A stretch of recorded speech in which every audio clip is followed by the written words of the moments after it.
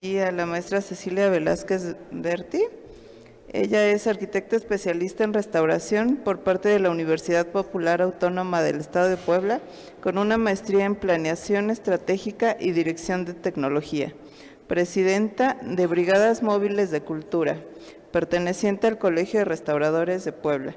Ha trabajado para empresas en el sector de construcción, en proyectos de diseño e investigación, así como dirigiendo grupos de servicio social, proveedores privados para la conservación del patrimonio edificado. El día de hoy nos presenta protestas civiles y el patrimonio edificado. Bienvenida, maestra. Gracias. Bueno, muy buenas tardes. Gracias a todos. Si gustan comenzarla. El tema es algo complejo, definitivamente, pero este tema es algo que no podemos dejar pasar, ¿no? Hemos escuchado durante estos 2 días a todas las personas que intervienen en el patrimonio, diferentes asociaciones, gobiernos, personas privadas y demás, y todos coincidimos en una cosa muy importante, y es que el patrimonio genera ciudades. El patrimonio ayuda a la coexistencia, el patrimonio ayuda a todas las personas a ser mejores. Esa es una realidad social y no se ha tocado el tema económico, por ejemplo, ¿no? El beneficio que tiene el que haya trabajadores especializados en esta materia, el turismo, ya sea por entretenimiento, por cultural, etcétera, a los sitios patrimonio, además de la derrama económica y bueno, N cantidad de cosas más. Por lo tanto, el patrimonio es muy importante. El patrimonio se le declaró bienes patrimonio hace no mucho tiempo, hablamos incluso de la Carta de Venecia en alguna de las conferencias, pero la realidad es que el patrimonio a lo largo de la historia de la humanidad ha sufrido muchísimo. Ha sufrido alteraciones, cambios y demás. Aquí pongo un ejemplo muy lamentable. El Partenón hubiera llegado a nuestros días intactos si no hubiera sido usado como un polvorín en el siglo XVII.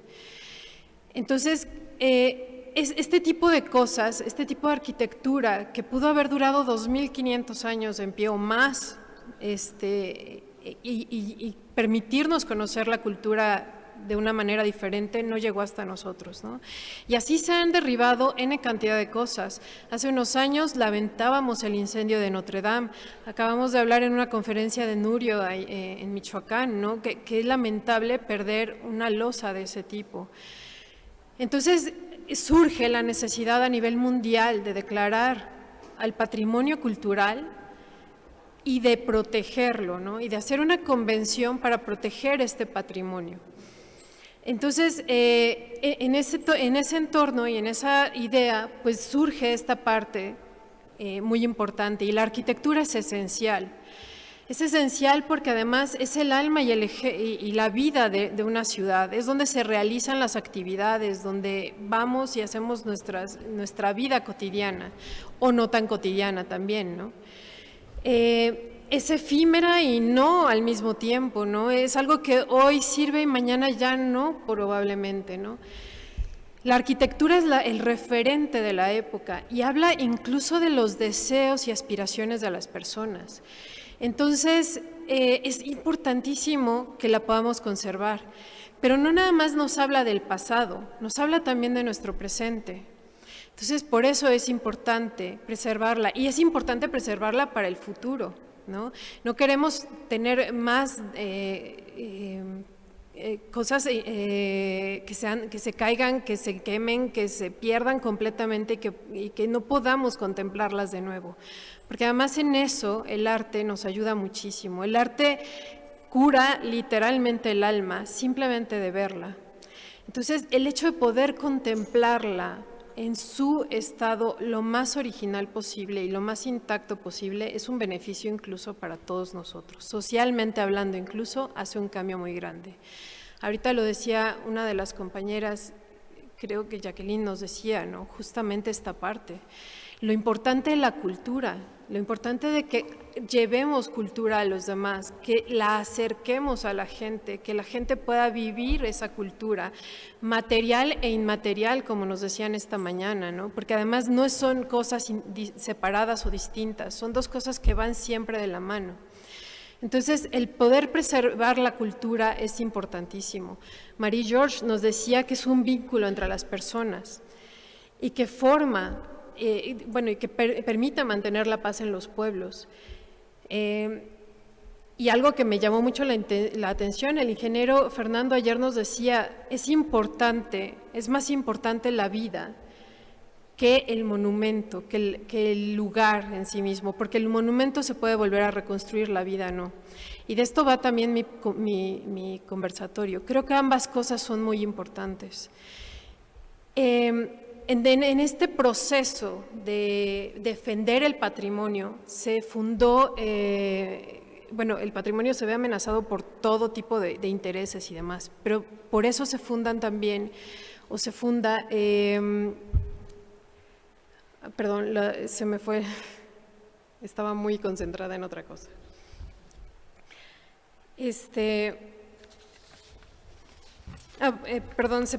funda en la Asamblea General de las Naciones Unidas la Agenda 2030 con 17 objetivos.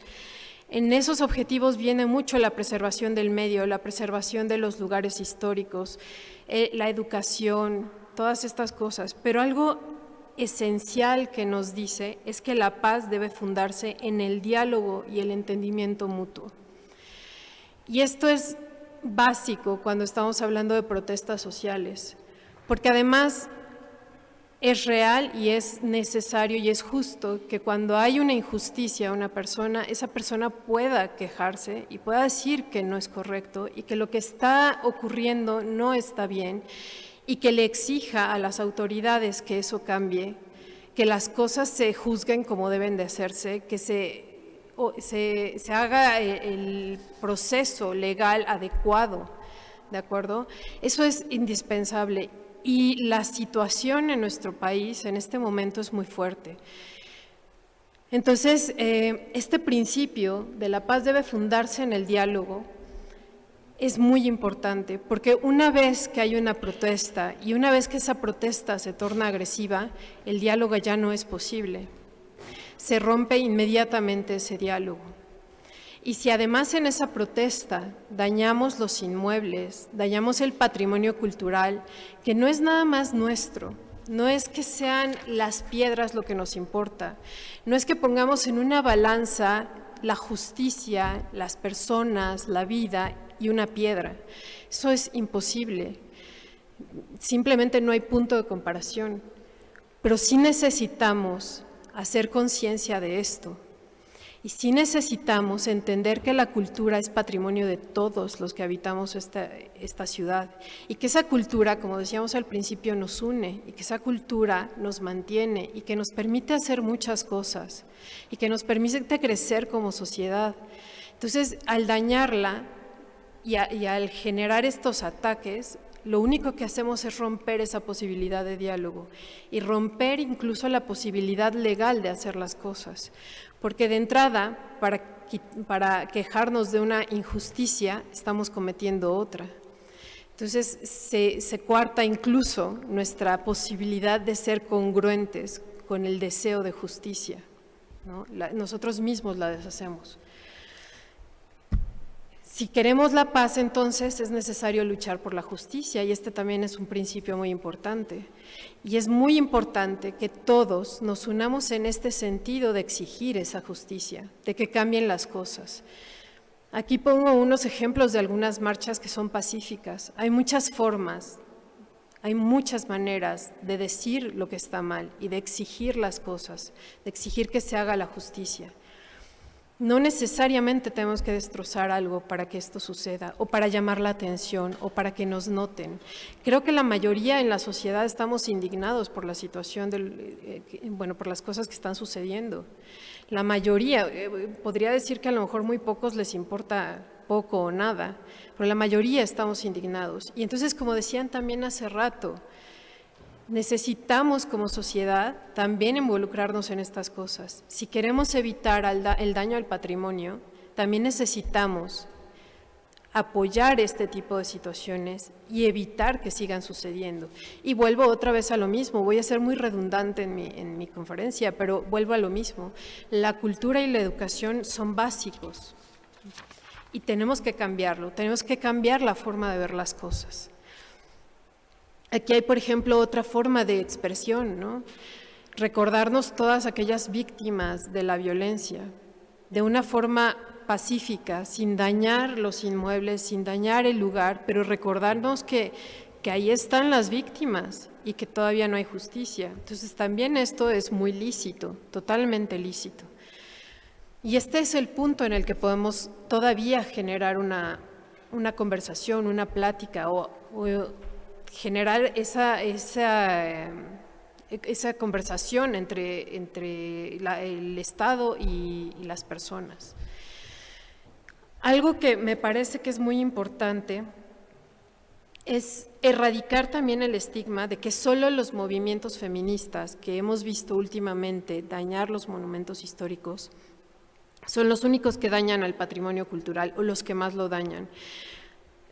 Sí me gustaría que quedemos claros que hombres, mujeres, empresas, comercios, constructores, dañamos el patrimonio muchas veces por ignorancia o queriendo hacerlo, ¿no?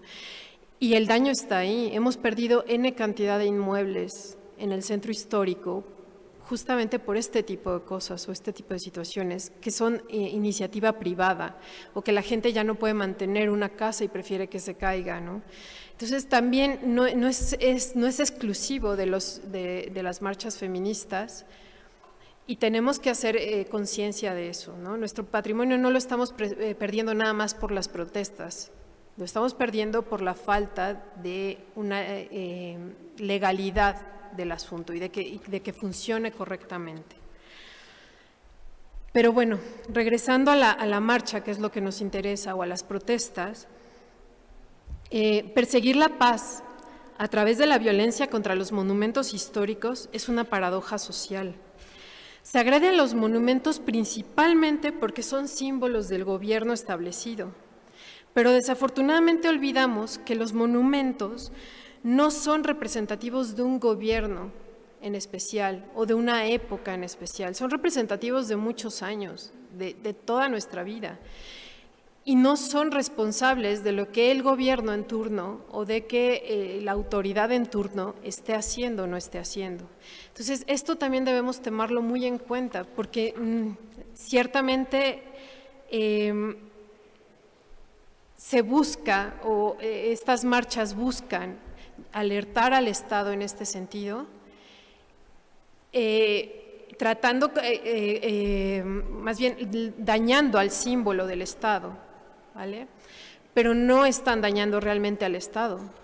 Y lo que es todavía más paradójico es que al final de cuentas, ese dinero que se invierte en limpiar, en resanar lo que se haya dañado, se podría haber invertido en otro tipo de cosas, se podría haber administrado de mejor manera.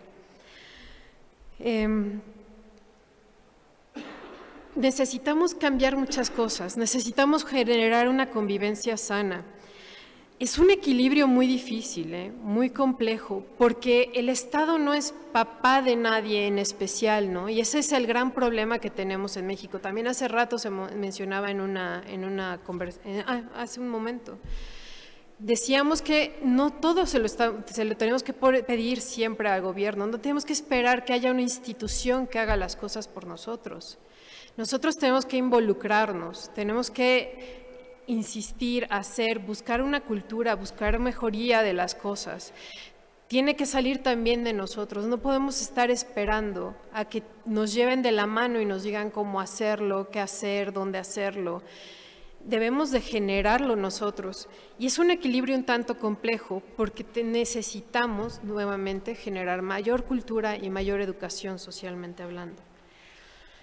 Desafortunadamente, pues existe todavía un lastre muy fuerte de cultura en nuestro país, donde todavía se ve al hombre como el que hace todo en el país, ¿no? El responsable de absolutamente todo, lo malo sobre todo, ¿no? Ya ni lo bueno. Pero entonces tenemos también que acabar con esta idea. Todos convivimos en México, todos somos mexicanos, todos en nuestra acta de nacimiento tenemos inscrito que somos mexicanos y como tal todos debemos responsabilizarnos de esto. Pero aquí también entra otro punto, el marco legal. Todo marco legal en cualquier civilización nos permite una sana convivencia y esa es la intención de una ley, esa es la intención de cualquier reglamento y demás. Y nos permiten solucionar conflictos naturales que existen en cualquier grupo humano. Y en el marco legal que nos rige, las personas y la sociedad tienen derecho a exigir justicia y las instituciones responsables para mantener el orden y ejecutar las leyes son las responsables de hacerlo, ¿no? Pero en ese mismo marco legal que tenemos en México, en ese mismo marco se encuentra el derecho de existencia de los bienes culturales. Por lo tanto, tienen el mismo derecho a recibir justicia cuando son dañados o cuando son atacados. E insisto, no es que pongamos la equivalencia entre las personas o la vida de las personas con un monumento, pero sí debemos tomar en cuenta que ese monumento es parte de la vida de esa persona, de todas las personas que estamos aquí. Estamos agrediendo a la historia construida para legitimar a los símbolos materiales del Estado. Se está agrediendo al gobierno solamente a través de los símbolos. Y volvemos a lo mismo. Si ustedes preguntan, ellas no atacan al símbolo porque no les gusta o porque no les gusta la cultura o porque el monumento les parece desagradable. Lo que buscan es llamar la atención del Estado, ¿no? Entonces, eso es algo que tenemos que buscar. Tenemos que buscar que esto ya no suceda. Y entonces nos toca a todos proteger al patrimonio. El derecho natural nos recuerda que lo principal y lo inherente a la persona es la vida y la libertad. Esas son las dos cosas que el derecho natural nos da a todos. Lo demás son construcciones, sí, ciertamente sociales y culturales, pero son acuerdos que tenemos entre todos para poder convivir y no podemos romperlos, no podemos saltarnos esos acuerdos. Por lo tanto, proteger y beneficiar al patrimonio cultural es proteger y beneficiar a las personas, a todos los habitantes de un lugar. El caso del patrimonio, decíamos ya, que constituye la riqueza de los pueblos y su desaparición genera la pérdida del conocimiento, la cultura, los valores y sobre todo la identidad. Y eso es justamente lo que todos, sobre todo la última mesa que nos compartió el trabajo, justamente es lo que nos dicen. O sea, Huaquechula nos decían, se ha muerto, ¿no? O sea, se ha muerto algo con todo lo que se cayó allá.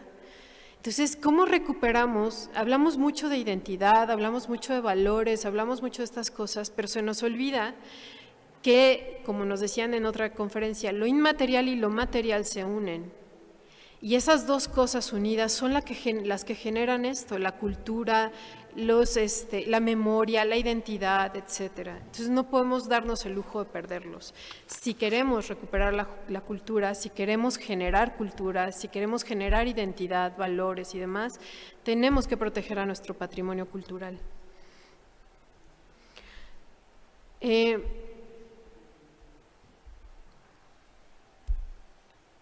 Insisto que esto es un problema bastante complejo.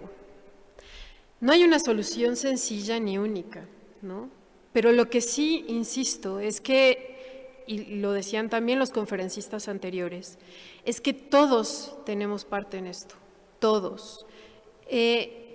Sociedades civiles, escuelas, instituciones religiosas, instituciones gubernamentales, organismos empresariales, y la sociedad en general, todos tenemos responsabilidad y parte en esto. Hasta que no nos indignemos a tal punto de exigir que las cosas funcionen como deben funcionar, vamos a seguir viendo injusticias sociales, asesinatos, pérdidas de personas y un sinfín de injusticias más. Vamos a seguir viendo que no funciona legalmente el asunto. Y entonces vamos a seguir teniendo este tipo de cosas. La pregunta es, ¿puedo hacer justicia por mi propia mano? Y si esto ¿Estos daños que ocasionamos son realmente justicia o los podemos catalogar como justicia?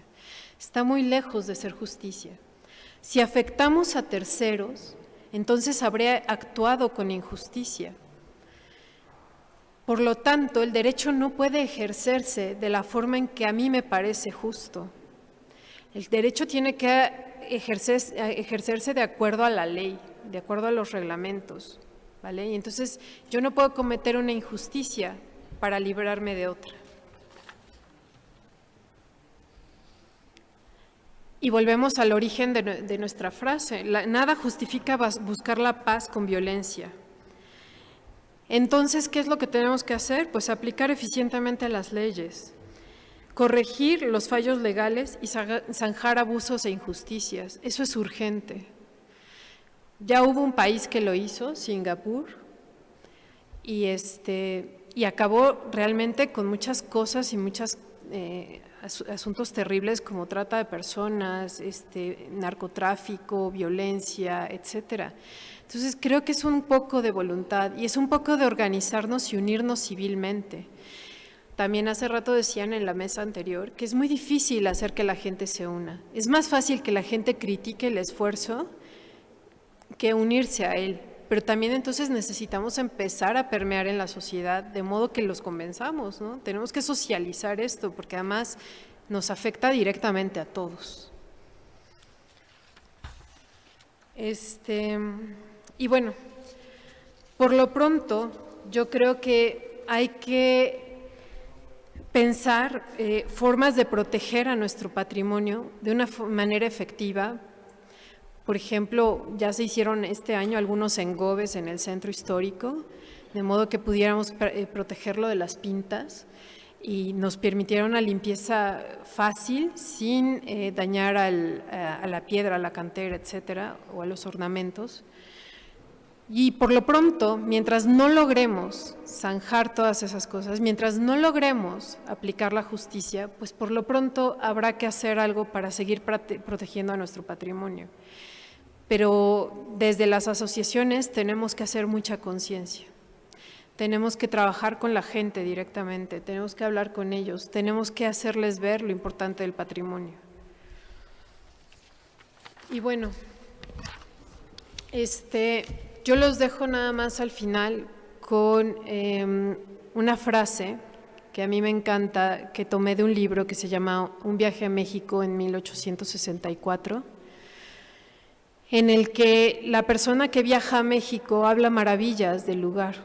Viene de Austria, conoce todo México en su trayecto desde Veracruz hasta la Ciudad de México y viaja por varios lugares. Y dejo esta imagen del Ángel de la Independencia, completamente cerrado, sellado, lejano a la gente, cuando debería ser el más cercano de nuestros monumentos. Y dice, la historia de la República Mexicana no es sino una enumeración incesante, melancólica y funesta de una serie de revoluciones, de guerras civiles y de pronunciamientos contra los presidentes. De furor y de rabia por una historia lamentable, de ruina y destrucción de las riquezas materiales, de la dignidad moral que es la base de todas las naciones. 1864. Y estamos pues aún sin cambiarlo. Entonces yo creo que es urgente que empezamos a cambiar esto. Somos un país independiente, vivámoslo así y aprovechemos lo que tenemos, ¿no? Cambiemos eso. Después de 200 años creo que ya es urgente y necesario. Y bueno, pues esto es todo. Muchas gracias.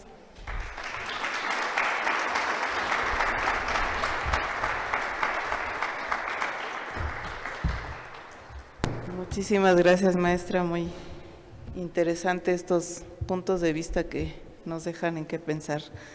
¿Alguna pregunta del público?